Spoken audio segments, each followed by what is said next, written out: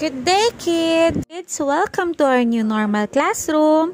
I am your virtual teacher and I'm here to teach you math. So before we start, don't forget to hit the like, share, and subscribe button. So for our lesson for today, we're going to discuss about visualization of division of fractions. So this is for our grade 5 students.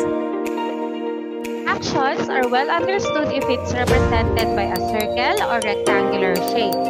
It is easier to visualize such as halves, thirds, and quarter, or those denominators that has more factors such as 8s and 12s.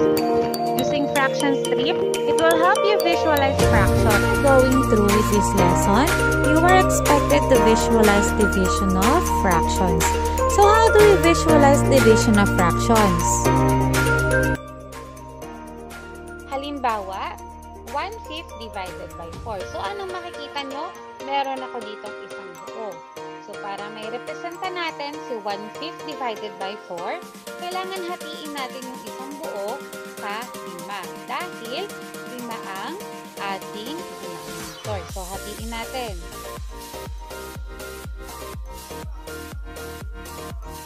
1, 2, 3, 4, 5. Ngayon, kukunin ko yung isang parte lang dun sa hinati natin. Since 1/5 kasi yung nandito. So, kunin natin. Ito ay si 1/5. Ngayon, sabi sa ating given, i-divide daw natin o hatiin natin si 1/5 ng 4. So, hatiin natin si 1/5 ng 4. Magiging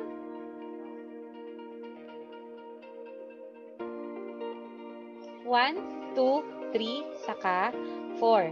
Ngayon, hatiin din natin yung isang buo sa 4 na parte para may representa natin ng maayos.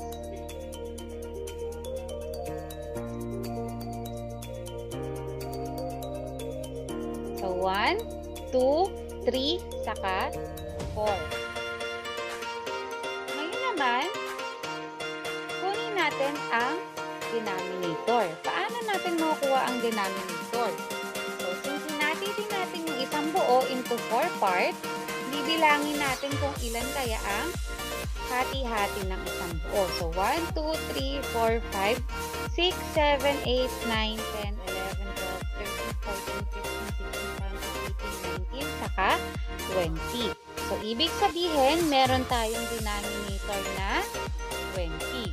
Ngayon, 1/5 divided by 4. Hinati nga natin yung 1/5 into 4 parts.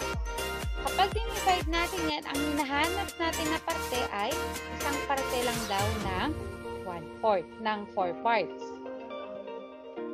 So, kapag drawing natin yan sa ating isang buo, yan ang magiging itsura niya. So, therefore, ang numerator natin ay 1. So, 1/5 divided by 4 is equal to 1 all over 20. Okay, another example.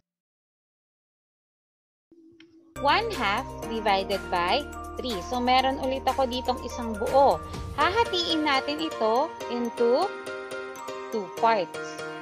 So, 1, 2. Kunin natin yung 1/2. Ito yung 1/2 niya. Ngayon, sabi sa ating given, si 1/2 daw ay i-divide natin kay 3. So, hatiin natin siya into 3 parts. 1, 2, 3. Ngayon, isulat natin siya sa isang buo. 1, 2, 3. Nasunod? 1, 2, 3. Ano kaya ang ating denominator? Ang denominator natin ay 6 dahil ang isang buo ay nahati natin into 6 parts.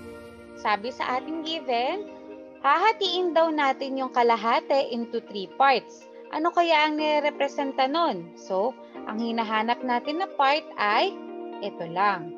So, kapag drawing natin sa taas, sinita natin sa taas, ito lang ang part na hinahanap natin. So, tingnan nyo, ano kaya ang ating numerator? So, ang numerator natin ay 1. Isa pang halimbawa, by 3. So, ibig sabihin, hahatiin natin yung isang buo sa 3 parte. Ngayon, kunin naman natin yung 1/3.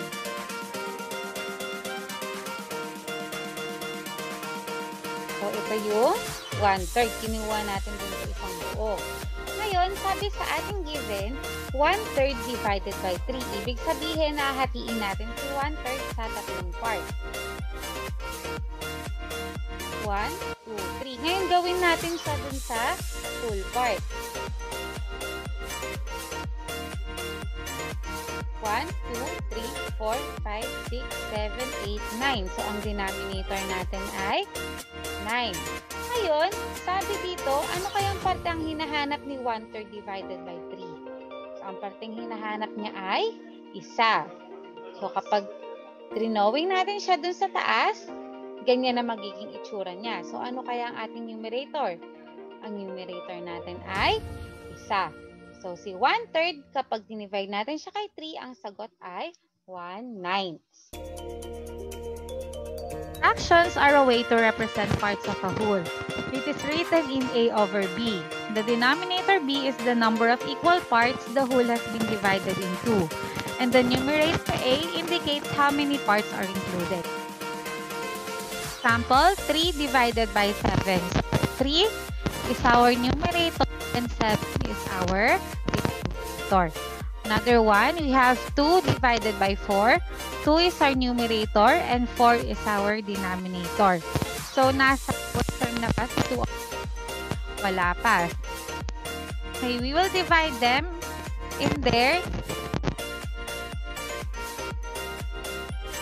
We will divide them in their GCF. So, their GCF is 2 over 2. So, 2 divided by 2 is equal to 1. 4 divided by 2 is equal to 2. So, 2 divided by 4 is equal to 2 over 4 or 1/2.